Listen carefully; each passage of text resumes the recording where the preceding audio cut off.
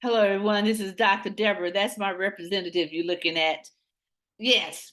So I'm your How to Love innovator. And I have decided that I'm going to highlight the lives and experiences of people that I know and that you know, and sometimes you won't know them, who I think represent what it means to know how to love. And so for this iteration, I am going to highlight the life and the love know-how of Kirk Franklin. Kirk Franklin, you know how to love. Now, I say love is radical acceptance. The long definition is to hold someone or something in such high regard that you make the necessary sacrifice to stay connected to that someone or something. Now, it just so happens that both Tyler and Kirk has parental kinds of things happening. In both cases, it's about their fathers. Tyler didn't find out till his mother died that the guy who was abused him all his life was not his daddy. I'm sure he was glad to find that out, but it was still a father figure, someone who he thought was his father, even though he didn't quite believe it. And the same thing with Kirk. He wanted a daddy, and I quote. And whenever I hear him say it, it's just I feel the pain. And he went all of his life not knowing or believing that another man was his dad, much like Tyler. And his mother was sticking to her guns about who his father was, which was the man who lived with them as he grew up. Then one day, you can go on his website and you'll hear him tell the whole story if you haven't already. I just saw it for the first time today. But when I saw the way he responded to his mother and his biological father and the man who who he grew up with, I saw nothing but grace and nothing but acceptance. And while he was in so much pain around not having his dad, he figured out, and much like Tyler, because they had a relationship with the higher being, with God as their fathers. And so I wanted to just talk some about what it means. I When I watch Kirk and I watch Tyler, I'm like, I have totally taken for granted, or no, I'm going to say take it for granted what it's like when you don't have your parents in your life. But it's bigger than that, guys. It's bigger than that. I have totally missed the mark on understanding how important parents are. I have concluded that to parent is a sacred trust. I think I've said that before, but when I hear myself saying it now, it seems like I never said it before because I did not realize, I couldn't even wrap my mind around what it's like to grow up, first of all, being abused, but then by somebody who's not your parent, and then and the parents that are your parents are not very good parents. And this we're talking about Kirk now, how his mother, he saw her every now and then, and many times he wanted to go with her, and she would leave him. And you'll look at it, but I'm wondering then he's talking about all the pain he went through by not having his father in his life, and how important that was for him. And he always wanted a daddy. And I call my daddy daddy. So when I hear him say daddy, I I feel that. So he discovers who his father is accidentally, but because he wanted to know, he did the work. He and it was 99.995% that this man who dated his mother when they were younger was his dad. He took that to her. She said the DNA testing, the results, and she said it could not be true. Could not be true. Um, I struggle with that, but I had to. And when you look at her saying it, you're thinking she's just not. She don't really understand how how that could be impossible. That it could not be true generally. So it was hard for me to hear that, but I said uh, okay. And then Kurt, had another test taken. I'm sure by someone else, and she's denied it. Now, the fact that he would do it again says to me how badly he needed his mother to be honest with him, how badly he needed her to show up that time. If you didn't do it all this other time, all my life leaving me, come on, get on board right now, because I want to trust you. I want to believe that you mean well by me. And she still said, no, that cannot be true. And then, meaning the DNA cannot be true, and that this other guy is your father. Of course, Kurt believed DNA. He went and he met his father, and he shared with him, and you could hear him saying, basically, how could you not? How could you miss this? You dated her. Uh, Everybody lives close to everybody. How could you miss it? So on the one hand, he was trying to challenge him, but on the other hand, he was just really glad he found it. And so he challenged him, though. He didn't let him get away. And then when the guy began to cry, when his dad began to cry, he and of course, anybody who did not want to believe the father would try to say he was just doing that just to get off the hook. But it really doesn't even matter. All that matters is that Kirk found him and wants a relationship with him. And then this man who is his father, now I got very proud of him, he has a good character. He he basically said, this is all about you. You take as much time as you want. You do this the way you want to do it. Um, if I known, I would have done something different. I mean, that's the kind of stuff you want to hear your daddy say when he finds you and when you find him.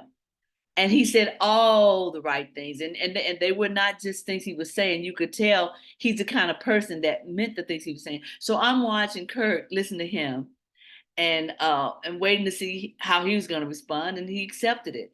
Now that's all of this. The way Kirk gave his mother the benefit of the doubt and did the DNA test again when he knew it was right the first time. Um, Going to his dad's house, his biological father. Oh, no. He went to the guy who raised him, and basically challenged him with the question about his fatherhood or his parental connection with Kirk, and he didn't give him a straight answer. So Kirk knew from that that guy wasn't his dad. So, but he moved on from there, and then he talked to the other two, and the only person that said anything like a daddy or a real parent was his biological father. And I can't imagine now that he's like, I've been missing out on this dude all my life. Somebody who thinks like this, somebody who's gracious, somebody who's a kind human being. Oh, it was beautiful. And then as a father, he has a estranged relationship with his own son. He went to him, sat down with him, basically told him about that he found his father, and and then they made up, if you will. They hadn't. I think he hadn't seen him I thought it was longer than 2 years, but I think he ended up saying 2 years. And but whatever it was, they were not in a good relationship. So you have all these generations of fathers not being good fathers, sons having a problem with whoever is parenting them, and rightfully so. Hear that. But you have Kurt in the middle of all this saying, how hurt he was, but how much he wanted his father in his life. And that takes me back again. But before I go there, he accepted his mother's rejection of the truth of the DNA test. He accepted his biological father truth that had I known, I would have done something else. I would have done something differently. I would have been available to you. He accepted the guy who raised him as his son, nonchalant, no answer he gave him. He accepted everybody's, as much pain as he'd been in behind this. He's 53 now. He accepted what everybody brought to him. He just, and hear this, because I know you guys got a problem with people who just accept people when they do something horrible. He did not, though. He did say, rather, that he's going to have to figure out how he's going to respond to his mother's response to all of this. But the implication was, um, I'm gonna have to work. I'm gonna have to work on that relationship because I really needed something else from her. And he kept saying I really needed her to, but she wasn't showing up. And we can only imagine what it must be like for her to know the truth and decide not to be free, like so many people do. I said earlier, this this radical acceptance, this love, this staying connected to people, being sacrificial, that is not an easy thing to do, but you set yourself free when you do it. So Kirk now is free from all the craziness of not having a daddy. And what I really think is beautiful is that at his age, he is deciding to get whatever relationship he can have with his real father. And that's grace too, because sometimes people just like they don't want they just throw everybody out, and they're not interested. You lie. How do I know I can trust you? And that's what radical acceptance is. It's not about your trusting them. It is you trusting you. You have to decide that I am going to do the absolute most radical thing here, and that is love you past you. Love you past you. And so he decided that I'm going to be this kind of father to my son, and I'm going to allow my real daddy to be that kind of father to me. Now, radical acceptance, I think he even mentioned it. This something, he didn't call it that, but he said, you have to learn how to do it. He said it. And because it's not easy. It is not easy, but it is totally worth it. It frees you. I have spent over 20 years using this idea, this way of being, really, well, let my sister say it. I probably spent it all my life because we had some relatives that I was able to exercise this kind of thinking with that when I had even conceived this idea of how to love. She shared something with me I did a long time ago. So it is who I am. And so now I am in a place where I want to share what I've learned as a believer, as a spiritual thought leader, as a seasoned expert in relationships, as a postmodern psychotherapist, and what it means to be in a relationship with someone despite you and them. There is a way. If you are an individual that wants to be a part of this way, that's what they call what the early Christians did. They call it the way, that way, because it was different. If you want to be a part of this, you want to change how you respond to people. Dr. Deborah at howtolove.us. If you are a counselor at church and you are trying to do the right thing and look past people's sins, when they offer you something and you don't want to preach to them because they can get that from the Bible and they can get that from the pastor, how do you execute this radical acceptance, this embracing people right where they are, joining them is what we call it, right where they are. If you want to learn how to be better at that, Dr. Deborah at howtolove.us, 800-361-9068. If you are a faith-based organization of any kind, but especially one that deals with mental health workers and patients and clients, then you want to reach out to me because I've heard more than a few war stories about how you conduct business with your interns and with the clients that you serve, if we want to call it service.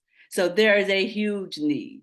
And Dr. Deborah at howtolove.us has the answer. That's me talking about myself in third person.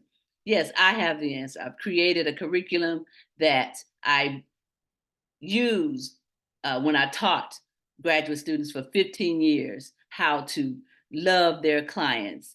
And I know that this will be useful for you and quite honestly for the world. My goal is to revolutionize how the world loves.